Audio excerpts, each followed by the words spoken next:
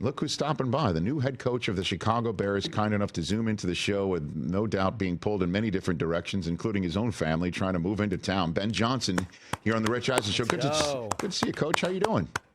I'm doing great. How are you doing? I'm doing fine. You still learning, the Hallis Hall ways and the hallways and stuff like that? Pretty much, I imagine. Right? Learning the place, learning the names. I got some work to do, but we're getting there. Yeah, I'm sure. No doubt about it. And you already have a photo of a bear behind you? Is that your choice? I know.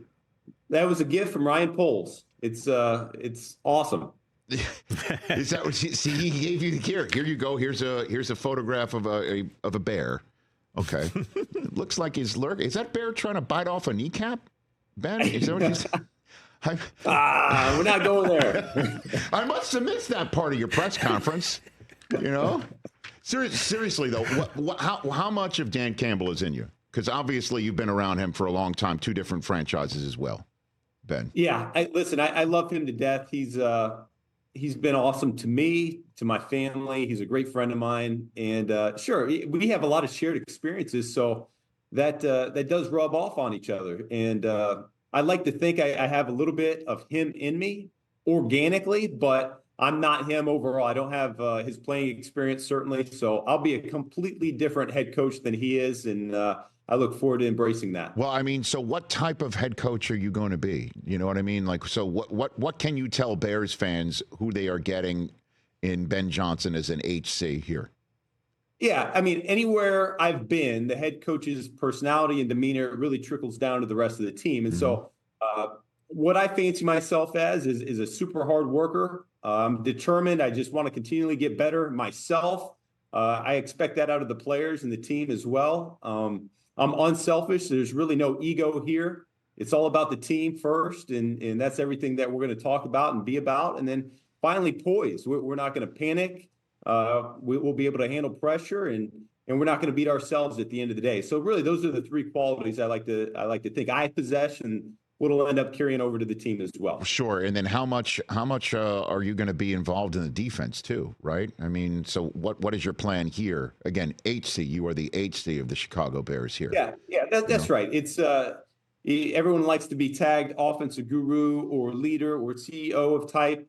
No, it's not that way anymore. Every step along my path, whatever my role has been, I found a way to excel at that role. And now it's just a different role, responsibility. Now you're the head coach of the entire team instead of one unit. And no, my presence will be felt in all 3 phases, and I look forward to getting that job done. Sure. And so who are your mentors? Who are your mentors? A number of them. Yeah, a number of them. I go back to college. I had the first guy that got me into coaching was a guy named John Shoup, who was actually a coordinator here a long time ago in Chicago. Very inspirational. He's a heck of a guy. But since I got in the NFL, a number of West Coast guys, Mike Sherman was in the digit system with Bill Lazor. Adam Gase had the Peyton Manning system, that Denver system. He brought that over, and then Darrell Bevell up in Detroit, and really all these influences came together when we built the Detroit offense a few years ago. And so a lot of different influences, and it's really helped shape me. And then how did your shaping come about, again, just to circle back to Dan Campbell, because Dan got the interim job when everything was going haywire in Miami. You were there on that staff, and then you were already in Detroit when Dan showed up, and then wound up seeing something in you that had you elevate quite fast to the offensive coordinator role.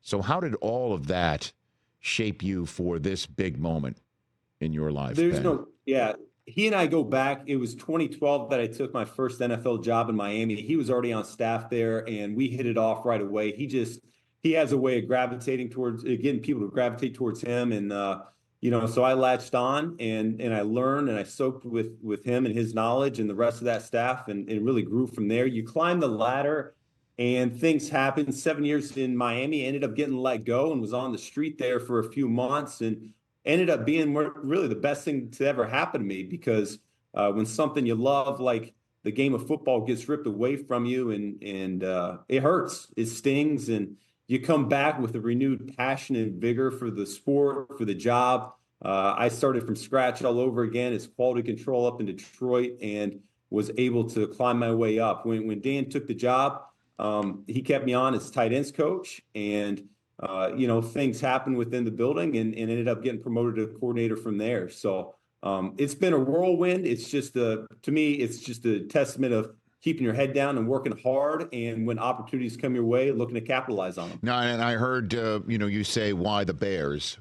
Listen, I've been in Wrigley Field too on a beautiful summer day in that town with the lake, and nothing beats Chicago. It's one of the best cities, obviously, and I loved hearing that you enjoyed with your family to spend some summers there. But you did really have a choice, Ben. I mean, that's all I've heard from all of my colleagues is over the last 2 years you had choices, and your choice was to stay in Detroit last year. Why now? Why this team? Why this job, Ben? Yeah, certainly the place played a huge part of it. The people here, I'm talking about George McCaskey, Kevin Warren, Ryan Poles. I really felt a great vibe on the interview, and the longer it went, the better I felt about the situation. They're here to support, provide all the resources necessary. I saw a vision, I saw a direction. It gave me a lot of confidence that I was coming into a great situation as a first-time head coach. There's a great roster already in place here. We'll look to accumulate even more talent and build it out from there. But no, just the whole situation, it felt right.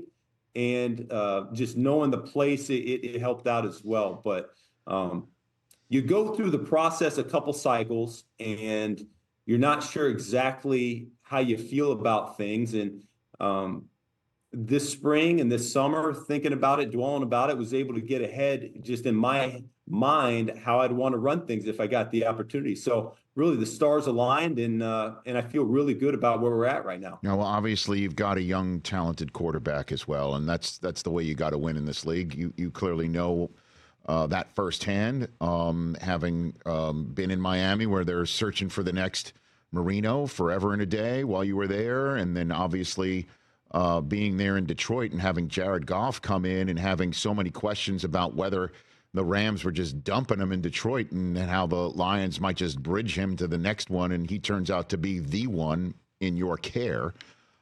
So your plan for Caleb Williams that you can tell Bears fans is what, Ben?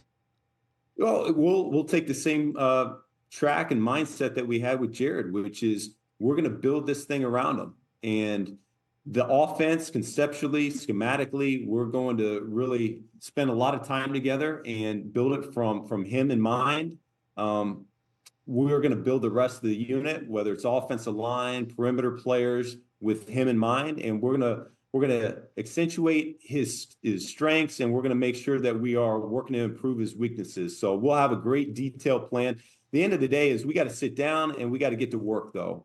It's going to take some time to get to know each other, establish that trust, and look to build from it from there. But I've been really encouraged with our conversation so far, and the spring can't get here fast enough to where we can hit the grass. Yeah, right. And, again, because I listen to, I'm fortunate enough to be sitting next to someone like Kurt Warner on NFL Network and sitting in a chair like this one, talking to so many smart guys who watch film and talk about somebody like Caleb Williams.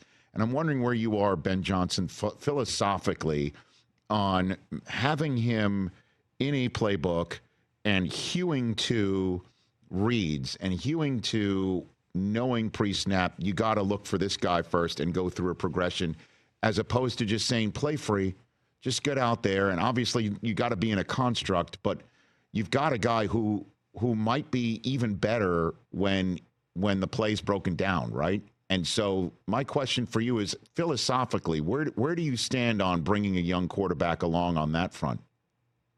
There's no question that one of his superpowers is his ability to create and extend plays, and that's not something that we want to take away from him. We're going to encourage that within structure as well. The perimeter players have to be in tune with when a play breaks down and he breaks the pocket, how we're going to respond to that so we can capitalize on big plays outside of the pocket. But in terms of the structure of progressions, it's hard to say without truly sitting down and watching tape with him to know where his starting point is. And so that's why I'm so encouraged so far. He's been very receptive. He wants to be coached hard. This will be a different experience for him than what he's ever had here in college or so far in the NFL. And we'll see how far we can push the envelope with him. That's the fun part about coaching is you get a young player that's really just a lump of clay here, but full of potential, and see if we can't make something beautiful out of this. Well, what's your definition of coaching someone hard? Telling the truth and always being honest. There'll be times where that can come off abrasive at times, but it comes from a place of love ultimately, and that's where the trust level has to be at a high early and often here. And so the relationship aspect of it is something we're going to work to develop, and we'll get a feel for each other. And really, it's not just him; it's going to be the entire team. The bar is going to be set high, the standard is going to be set high, but the support's going to be high as well around them. So we'll challenge, we'll push, but we're going to give them everything they need to hit the mark. I couldn't help but notice, Ben, there was a little verbal salvo sent up the toll road by you there during your press conference towards Green Bay. I noticed that, Ben. Was that off the cuff? Was that something, what, I'm gonna set a standard here? What are you going I'm embracing the rivalry. That's all. That's all. There's a lot of love. I have a lot of respect for everybody in this division. Yeah. I've been here 6 years now. They're excellent coaches. They're excellent players. I want to say there's 17 Pro Bowl players in this division as of last year. So listen, a lot of respect, and just stirring the pot just a little bit. Yes. So you got some pot stirring in you. Because again, I'm just getting to know you. Because obviously, I know your style. I know you got a bag of tricks. I know you don't mind using them. So that's in your sort of bag of tricks as a coach, getting ready for this rivalry. Is what you're saying? Yeah, there's a little bit more personality within myself than what might be portrayed here at this point. That's all I'll say. Mm-hmm. Okay. And just a couple more minutes left with you. How do you respond to people who are like watching your offense and you'd pull out a trick up 20 in like week 11, and I would hear from some fans like, hey, save that stuff for when you're down. Save that stuff for later on. How deep is your bag of tricks, Ben Johnson? Mm-hmm. Man, we go into every game and there's certain plays we want to get off the call sheet. So honestly, I don't necessarily look at the score, whether we're up or we're down. I want to say last week we called a reverse with down by 10, and it ends up going 60+ yards for a touchdown. So that's really not part of my thought process. We're going on the field. Every time we do so, we're looking to score a touchdown until it's a 4-minute situation, and we're looking to run the clock out. So everything on that game plan's up and available, and it's just the course of the game, what we're feeling in that moment, what call ends up coming out. But no, we find ways to attack each opponent, and we want to utilize those every week. Did Ryan Poles or McCaskey or Warren at any point during your interview process ask you if you were going to ask Caleb Williams to purposely act like he's fumbled a ball like you did against them, Ben? Did that happen in your interview? That one didn't come up, but okay. We'll see what we got for next year. I just have a feeling that might have been a resume builder for you with this team. You know what I mean? Like they saw it right in front of them, right there in Soldier Field, and maybe they're just, Did you really ask Jared Goff to purposely fumble the ball during the process of creating this play? Ben, did that actually happen at that point? Yeah, it was just a thought, and Jared quickly shot it down, which was entirely fine, but listen, you give them a general idea, you trust the guys to make it come to life, and they did. They took it and they ran with it, and really it became one thought, and the guys just loved it. And listen, all the trick plays, they're great, especially when they work. Yes, so right. That's really the key to it all. And those guys took ownership of it, and they really felt empowered, and that's why all those things, where I trust the heck out of all the guys I coach too. So we don't do anything if we don't feel really good about the success rate. Right. Hey, congrats on the gig, Ben. If I had told, let me get this right here. I don't know, because Wikipedia can be off sometimes. Let's get this here. If I went up to the guy who worked at eTelenext, is that the name of where you worked before you got back into coaching? Is that where you worked down in North Carolina, in Durham? That sounds right. Okay. If I told that guy he was going to be the head coach of the Chicago Bears one day, he would have told me what? He would say, "Who are the Chicago Bears?" That's what that guy would have said. Is that really right? Is that what you would have said? Wow, Ben, for real? That's how far out No, of no, no, no. I'm saying that's what the owner of eTelenext would have said. You had that type of boss, huh? Is that what you're saying? Okay, but if I told, that's a different world there. If I had told you though, you're sitting there working, and you left football, and you're wondering maybe what's going on in your life, and if I'm not mistaken, were you already married to your wife, your high school sweetheart? Were you already starting out in life? Well, like, you know what I mean? We were together, but we had no idea what was in store for us. We wanted adventure, and I sold her on that, and so we hit the ground running up in Boston College down to Miami. We've kind of been circling the world a little bit, and we haven't looked back since. So it's been a surreal journey, but it's this game gives you so much that man, it's such a blessing to have a job in this league. It's such a blessing to be able to coach these players that it's not one I take for granted, especially having been out for a little bit that I was after the Miami gig. This is really special. And it's pretty cool. You're the head coach of the Chicago Bears, and you have a lot of people putting a lot of faith and hope in you, and I look forward to watching you deliver. Coach, thanks for the time. Appreciate that. Pleasure seeing you there, Rich. I'll see you in the Combine. I'll see you in Indy. All right. Sounds good. You got it. That's Ben Johnson, the head coach of the Chicago Bears, joining us here on the Rich Eisen Show. Wow. So Wikipedia was right. After college graduation, Johnson spent a year not in football, working instead as a software developer in Durham, North Carolina for the company eTelenext. Okay. And now he's the HC of the Chicago Bears. Catch the Rich Eisen Show every single day on the Roku channel, 12 to 3 Eastern, for free.